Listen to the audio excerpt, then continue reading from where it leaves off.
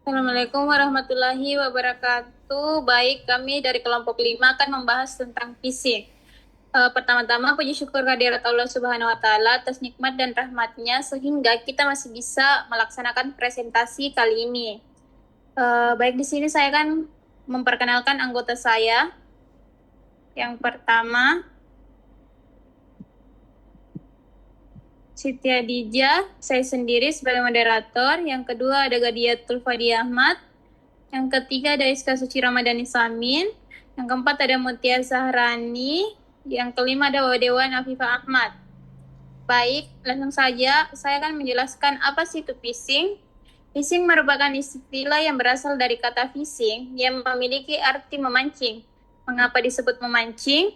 Karena phishing merupakan sebuah teknik penipuan siber yang dilakukan dengan cara memancing orang lain untuk memberikan informasi sensitif seperti data pribadi, data akun, data finansial, data unit instansi, dan data kesehatan, serta data-data yang sensitif lainnya. Data-data yang didapatkan akan digunakan untuk tujuan kejahatan. Baik, penjelasan selanjutnya saya akan memberi kesempatan kepada anggota saya. Kepadanya saya persilahkan. Selanjutnya, bahaya phishing. Di sini terdapat 6 bahaya phishing. Yang pertama itu kerugian finansial, yang berarti korban dapat kehilangan uang akibat penipuan. Kedua, infeksi malware. Perangkat dapat terkena virus atau program berbahaya. 3. Trauma psikologis, yang berarti korban bisa merasa takut, panik, atau stres. Keempat, pencurian identitas. Data pribadi korban disalahgunakan oleh pelaku. Yang kelima, akun diambil alih. Akun medsos, email, atau bank dapat diretas. Dan yang terakhir, dampak berantai. Penipuan dapat menyebar ke kontak atau pengguna lain. Next. Selanjutnya, ciri-ciri phishing. Yang pertama itu pemalsuan identitas pengirim, yang berarti pelaku menyamar sebagai pihak resmi seperti bank, sekolah, atau perusahaan terpercaya. 2. Penggunaan URL domain palsu atau menyerupai asli. Link yang diberikan terlihat asli, tetapi sebenarnya website palsu untuk mencuri data. Yang ketiga, permintaan data sensitif secara tidak sah. Korban biasanya diminta memberikan password, PIN, OTP, atau data pribadi lainnya. Keempat, adanya unsur urgensi atau ancaman. Biasanya pesan dibuat mendesak atau menakutkan agar korban cepat panik dan mengikuti instruksi. Dan yang terakhir, ketidaksesuaian atau kejanggalan pada isi pesan. Biasanya terdapat typo, bahasa aneh, atau informasi yang tidak sesuai sehingga terlihat mencurigakan. Baik, pada slide ini saya akan menjelaskan beberapa jenis phishing yang sering digunakan oleh pelaku kejahatan cyber. Yang pertama ada scam phishing, yaitu phishing umum yang sering dikirim secara massal melalui email atau pesan palsu. Yang kedua ada blind phishing, yaitu serangan yang dilakukan tanpa mengetahui detail lengkap. Yang ketiga ada spear phishing, yaitu phishing yang lebih spesifik karena pelaku sudah mengetahui informasi korban tertentu. Yang keempat ada clone phishing, yaitu pelaku menyalin email asli lalu menggantinya dengan link berbahaya. Yang kelima ada whaling, yaitu phishing yang menargetkan orang penting seperti CEO atau pejabat perusahaan.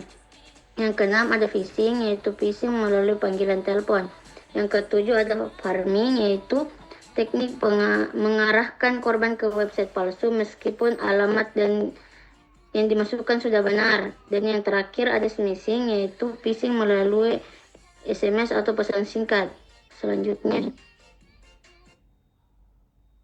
teknik yang sering digunakan pelaku phishing biasanya menggunakan email palsu yang dilengkapi grafik atau logo lembaga resmi seperti bank untuk meyakinkan korban agar mempercayai pesan tersebut. Mereka juga membuat situs palsu yang menyerupai situs asli dan mengirimkan link melalui email agar korban mengaksesnya. Selain itu, pelaku sering menyisipkan hyperlink atau form isian dalam email untuk memancing korban memasukkan data pribadi seperti password, PIN, dan nomor kartu kredit.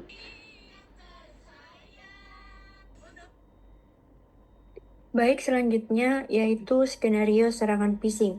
Yang pertama, penyerang menyiapkan laman palsu. Penyerang membuat website login palsu yang tampak sama seperti situs resmi agar korban tidak curiga.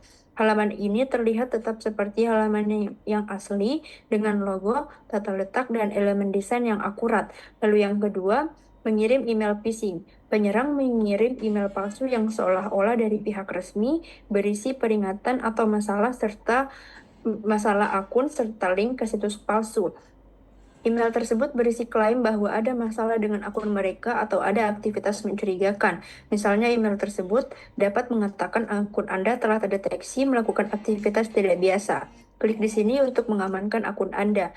Tautan yang disertakan dalam email itu mengarah ke halaman login palsu yang telah dibuat oleh penyerang.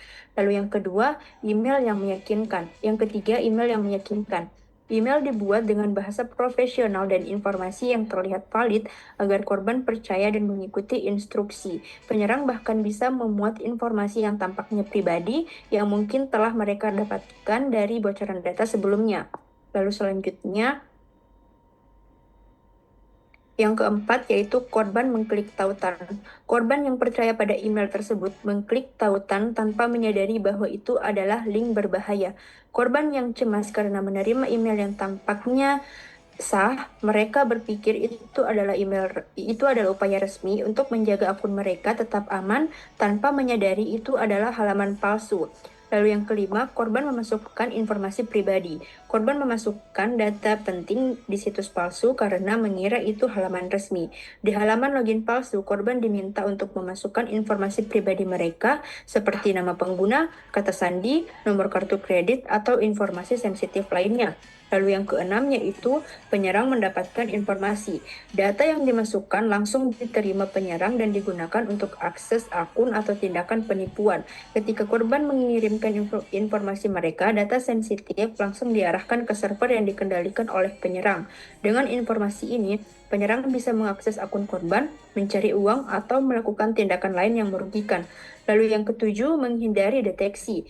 Penyerang menyamarkan email dan domain agar terlihat asli sehingga sulit terdeteksi oleh korban maupun sistem keamanan.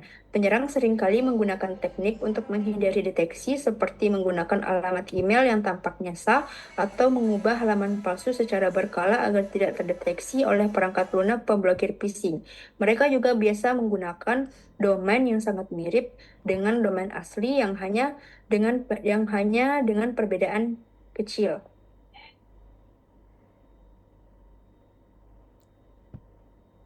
Selanjutnya di slide ini dijelaskan beberapa cara untuk mencegah serangan phishing. Yang pertama, kita tidak boleh sembarangan mengklik link yang dikirim melalui email, SMS, ataupun media sosial, terutama jika sumbernya tidak jelas, karena link tersebut bisa saja mengarah ke website palsu untuk mencuri data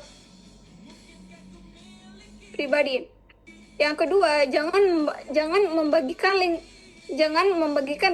data sensitif seperti password, PIN, ataupun kode OTP kepada siapapun. Pihak resmi biasanya tidak pernah meminta informasi tersebut. Yang ketiga, kita perlu memeriksa URL atau domain website dengan teliti, karena pelaku phishing sering membuat alamat yang mirip dengan aslinya agar korban tertipu.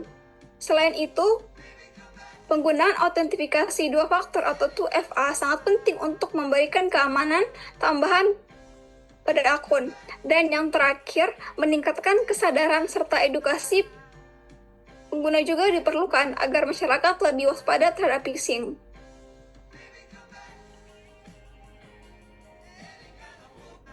Baik, untuk kesimpulannya, phishing adalah salah satu bentuk kejahatan cyber yang dilakukan dengan menyamar sebagai pihak terpercaya untuk mendapatkan informasi penting dari korban. Serangan phishing dapat menimbulkan berbagai kerugian seperti pencurian data, pembobolan akun, hingga kerugian finansial. Oleh karena itu, kita harus lebih berhati-hati saat menerima pesan atau link yang mencurigakan. Dengan memahami ciri-ciri phishing dan menerapkan langkah pencegahan yang tepat, kita dapat mengurangi risiko menjadi korban serangan phishing. Baik, saya kembalikan ke moderator. Baik, mungkin itu saja penjelasan dari kelompok kami. Kurang dan lebihnya mohon dimaafkan. Assalamualaikum warahmatullahi wabarakatuh.